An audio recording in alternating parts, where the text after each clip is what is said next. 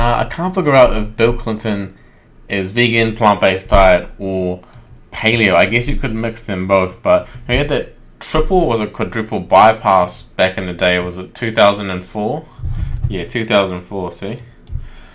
And after that, he's a smart guy, so he looked it up and he realized that plant-based diet is good for your health, especially for your heart health, and that I'm vegan as well, and I know that you're eating plant-based diet, which is do you just feel much better? Oh yeah.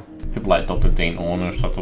Kemner, Cole Estestein, all those guys have had great luck reversing heart disease through a plant-based diet. So he adopted that, and in hindsight here, like recently, as part of his campaign with Hillary Clinton, he's saying, vegan diet has helped me a lot.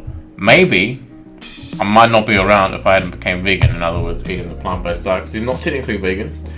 But see, the thing is, a while after he went on a plant-based diet, he switched it up a bit, and he's like, now I'm going paleo, specifically functional medicine, Dr. Hyman's functional medicine, where you eat lots of protein. So this Mark Hyman guy advocates a high protein diet, specifically animal protein, which is weird that Bill Clinton would go for that, because that's, originally what contributed heavily to his heart disease, which he's trying to recover from. Also, you got too much starch in your diet, and vegans eat a lot of starch, bad for weight loss. But vegans tend to have lower BMIs than any other dietary group. In fact, I have a chart. This is from the American Diabetes Association, the non-vegetarians, your average meat eater. Their body mass index, which, as you know, ought to be below 25. Oops, they're pushing 29 almost. But the only group that's right in the smack in the middle of the healthy weight range is the vegans. How much weight have you lost? This is the third week in a row where I will weigh less than I did the day I finished high school. Now, there's so much, bullshit, misinformation, misunderstanding, confusion these days when it comes to health. And in particular with Bill Clinton, right?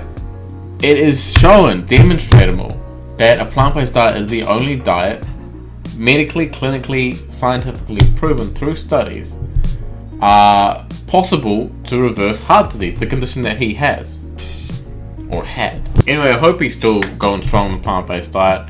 Because quite frankly, high animal protein diets like Dr. Hyman's functional medicine is simply quackery.